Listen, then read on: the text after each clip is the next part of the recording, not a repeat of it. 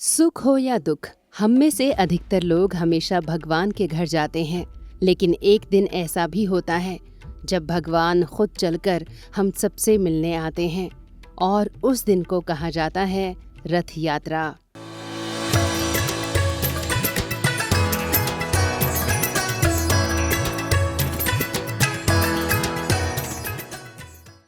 हमारे भारत में एक ऐसी ही रथ यात्रा है, श्री जगन्नाथ रथ यात्रा, जिसका भव्य आयोजन ओडिशा में किया जाता है, जिसे हमारे पुराणों में उत्कल या कलिंग के नामों से सुशोभित किया गया है। करीब 10 लाख लोगों की भीड़ को समेटे ये रथ यात्रा हर साल आषाढ़ माह के शुक्ल पक्ष की द्वितीया तिथि को निकाली जाती है, जिसे कुछ लोग रथ महोत्सव या गुंडीचा यात्रा के नाम से भी जानते हैं। दोस्तों, ओडिशा के जगन्नाथपुरी मंदिर की बनावट और इससे जुड़ी कुछ पौराणिक कहानियों की चर्चा तो खूब होती रहती है, लेकिन इन सब के अलावा इस मंदिर की प्रसिद्धि को कोई और बढ़ाने का काम करता है तो वो है जगन्नाथ रथ यात्रा, जिसके लिए बनाए गए 3 रथ इस पूरी यात्रा का केंद्र बिंदु होते हैं। ये 3 रथ बलराम, श्री कृष्ण और देवी सुभद्रा के लिए तैयार किए जाते हैं, जिसमें सबसे आगे बलराम जी का रथ, बीच में बहन सुभद्रा और पीछे भगवान जगन्नाथ जी का रथ होता है। इन 3 रथों का निर्माण अक्षय तृतीया से शुरू होता है, जिसे बेहद पवित्र दिन माना जाता है। मान्यताओं के अनुसार रथ की लकड़ी का चयन बसंत पंचमी के दिन किया जाता है, जिसके लिए एक विशेष समिति का गठन होता है। दोस्तों, श्री जगन्नाथ मंदिर के ऑफिशियल वेबसाइट के मुताबिक भगवान जगन्नाथ, बलभद्र और सुभद्रा के रथ नीम और हांसी के पेड़ों की लकड़ी से बनाए जाते हैं। इन पेड़ों का चयन भी एक खास समिति करती है, जिसका गठन जगन्नाथ मंदिर करता है। इनका काम नीम के स्वस्थ और शुभ पेड़ की पहचान करना होता है।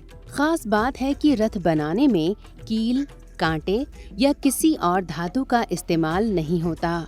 दोस्तों, हर साल इस रथ का निर्माण कुछ तय परिवारों के सदस्य ही करते हैं, जिन्हें न तो किसी तरह की विशेष ट्रेनिंग दी जाती है और न ही कोई मॉडर्न मशीन।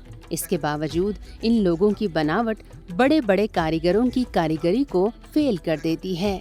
स्थानीय मान्यताओं के अनुसार इस रथ को बनाने वाले लोगों को अपने पूर्वजों से ज्ञान मिला होता है, जिसके आधार पर ये लोग हर साल सटीक, ऊंचे और मजबूत रथ बनाते हैं। इन रथों को बनाने के दौरान इनकी ऊंचाई पर विशेष ध्यान दिया जाता है। हर साल बनने वाली ये झांकियां एक समान ऊंचाई की होती हैं, जिसमें भगवान जगन्नाथ का रथ 13.5 मीटर ऊंचा, बलराम जी का रथ 13 मीटर ऊंचा और देवी सुभद्रा का रथ करीब 12.5 मीटर ऊंचा होता है। सबसे बड़ा और सबसे ऊंचा रथ भगवान जगन्नाथ का होता है, जिसे गरुड़ ध्वज या कपिल ध्वज भी कहा जाता है। 16 पहियों वाले इस रथ को बनाने में लाल और पीले रंग के वस्त्र का प्रयोग होता है। विष्णु के वाहक गरुड़ इसकी रक्षा करते हैं और रथ पर जो ध्वज होता है उसे नंदी घोष कहा जाता है। इन 3 रथों में दूसरा रथ बलराम जी का होता है, जिसे ताल ध्वज कहा जाता है। ये रथ लाल और हरे रंग का होता है, जबकि सुभद्रा जी के रथ को दर्प दलन या पद्म रथ के नाम से जाना जाता है। ये रथ काला या नीले रंग का होता है।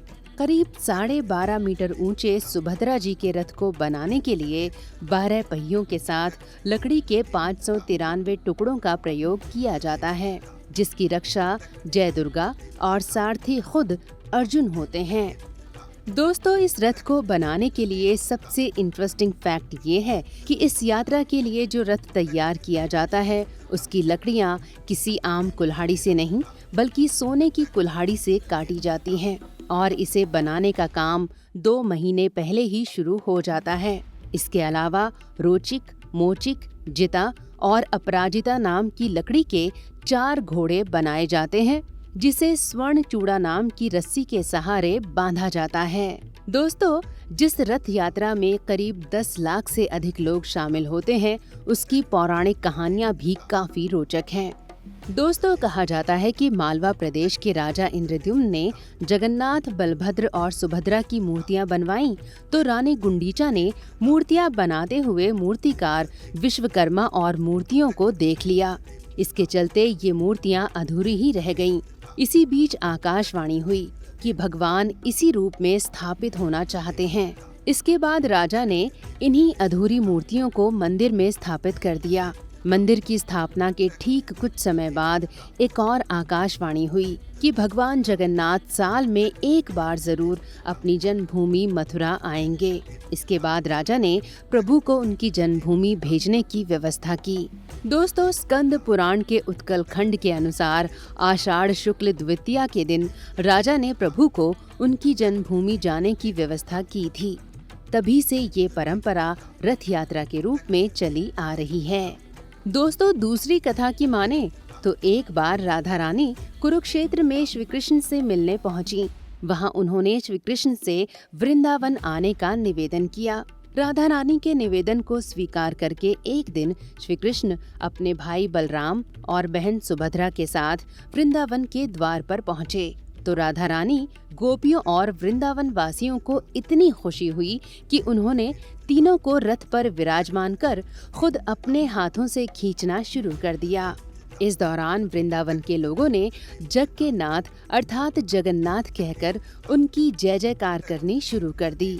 तभी से ये परंपरा वृंदावन के अलावा जगन्नाथ में भी प्रारंभ हो गई। दोस्तों, भगवान जगन्नाथ से जुड़ी पौराणिक और लोक कथाएं तो बहुत सुनने को मिलती हैं, लेकिन उनमें से अधिकतर कहानियां रथ यात्रा से जुड़ी हुई होती हैं, जिसके भव्य आयोजन में 10 लाख से भी अधिक की भीड़ जुटती है और सब भगवान कृष्ण, बलराम और देवी सुभद्रा के रथ को खींचने में अपना अपना सहयोग देते हैं। वैसे आप क्या सोचते हैं श्री जगन्नाथ रथ यात्रा के बारे में?